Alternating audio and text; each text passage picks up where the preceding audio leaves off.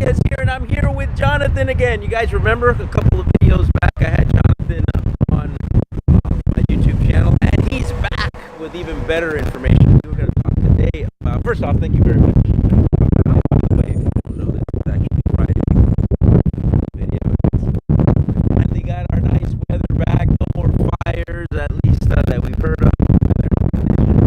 And quality of the air is a lot better, so that's a good thing. Yeah, did you hear it? It sounded scale. So in today's video, we're going to be talking about condos versus single-family residences. Now, for those of you who may not know, condos, typically you're living with a bunch of people, everybody owns their own units, and they commonly pay what are called HOA dues, or homeowner association dues, to keep the outsides and the common areas nice and clean and taken care of. So Jonathan, let's talk a little bit. Here we are, a little bit over mid-October 2017. Tell us a little bit about what's going on, particularly here in San Francisco. Is it true that there's a little bit of a condo fatigue? People are starting to go to the avenues and looking for houses as opposed to searching for those condos in South or here by the ballpark. Is that true? It is true. And I think what you're seeing is a fatigue as a result of all of the new condos that have been put on the market in the last couple of years, all of the new housing that has come in. And what makes San Francisco great in terms of a great place to buy real estate, all the unique properties that we have, all these unique, distinct Victorians that will never be built again. That's true. They're beautiful. So when I talk to clients, I feel it's the best investment for a company is to buy into one of those buildings, smaller building that has some character. How many units would you think is ideal? Anything less than six. Okay, so it's really small. Really small, because what you're doing is you're buying a unique investment. That's if you're looking to get some equity growth out of your property, you want to buy something that can't be replicated. If you buy a condo, a brand new building that was built within the last 4 to 5 years, they're going to be building another one here. Almost like the difference of paint. Wow. Okay, that makes good real estate investment is something that has equity built into it. What I mean by that is a unique property that can't be replicated. That's what makes San Francisco great. We're on this peninsula. There's a finite amount of space. And so if you buy a house out in the avenue, or in one of these up-and-coming neighborhoods that I'm looking at, like out in Portola, out here on your way down to, off of 101, you are buying an investment that is unique, that will not be replicated again, that has a natural equity built into it.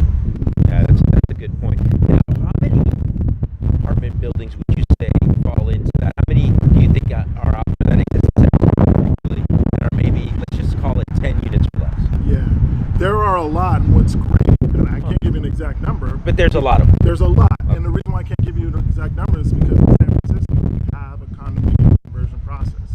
These older units, these 3, 4, 6, 12 unit, well, not 12 anymore, mostly 2 to 4 unit buildings that are being converted into units, which are now being held in a different realm of ownership called tenancy in common. That's right, TICs also known. They get converted into condominiums, and that is the greatest equity build. If you can buy a condo that is like that, you're buying a house that was built in 1906 and Victorian, kind of a flat 4-unit building.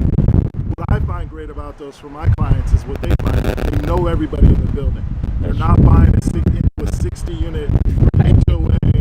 They're meetings that they don't know who their neighbors are. Right. If you own a 6-unit a condo, you know everybody. You know everybody. Yeah, totally. And you are in touch with the financial and physical your asset in terms of building it. You know what work needs to be done on it in terms of the roof needs to be done. Or the foundation needs a repair. Or we need new plumbing coming in. All of these things are handled at the most base ground level. And would you say it's true that if you have a smaller condominium building, then there's a built-in sense of community, number one, but people seem to be a lot more vested in taking care of it. Exactly. Even though, technically every condominium project has an HOA, but when you have a built-in community and everybody knows each other, you're doing the barbecues, there's just this greater sense, and correct me if I'm wrong, of ownership.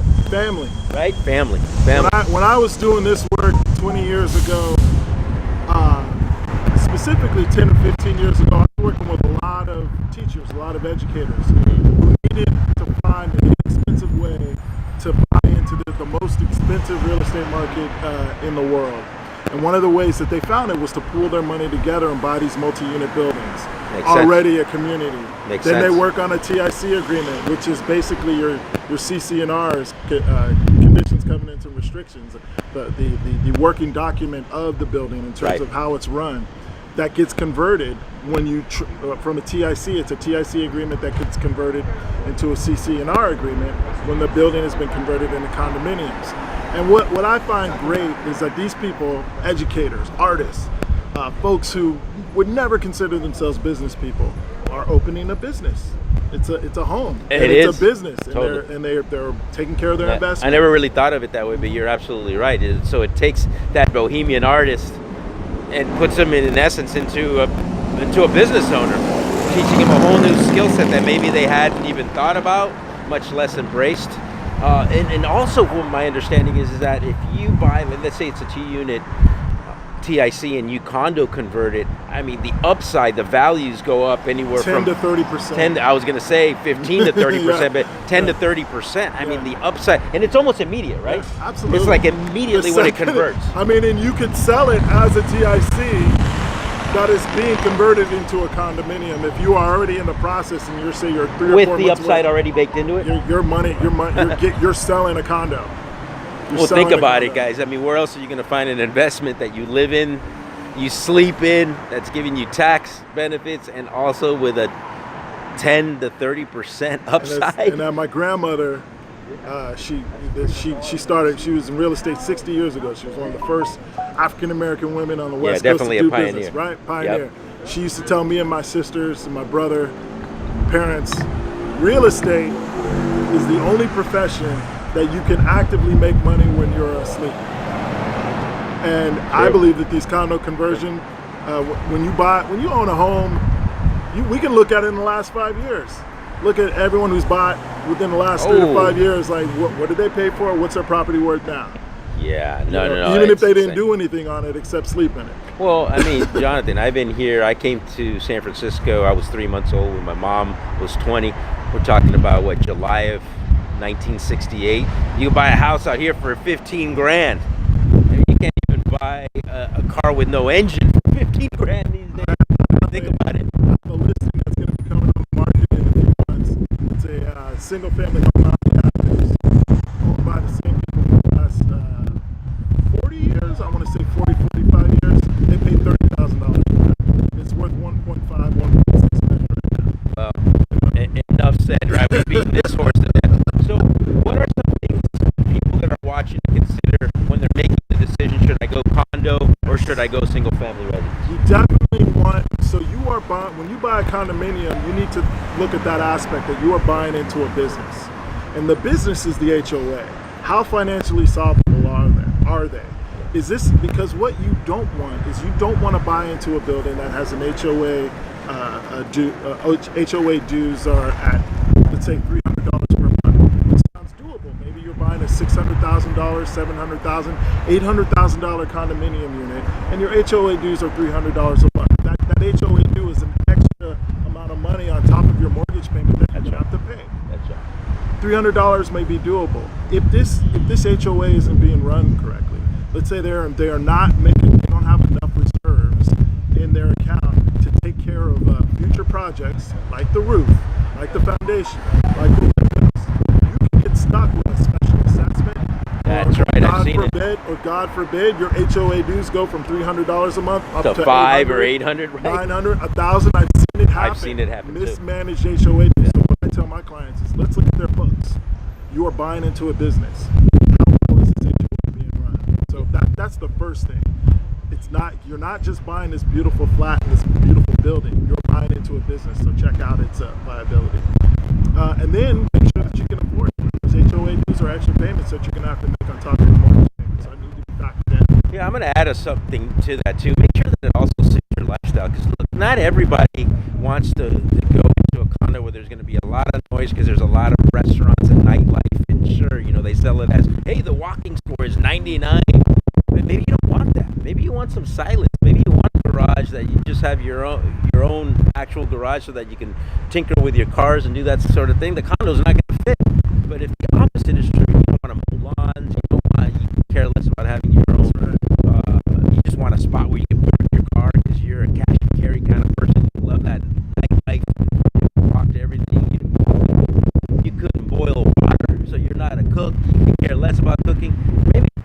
condo is a way to go. Things to consider. And from a lending standpoint and a purchasing plan standpoint and a resale standpoint, it's really important to look at what is the makeup of the building that you're buying into. How many renters are there?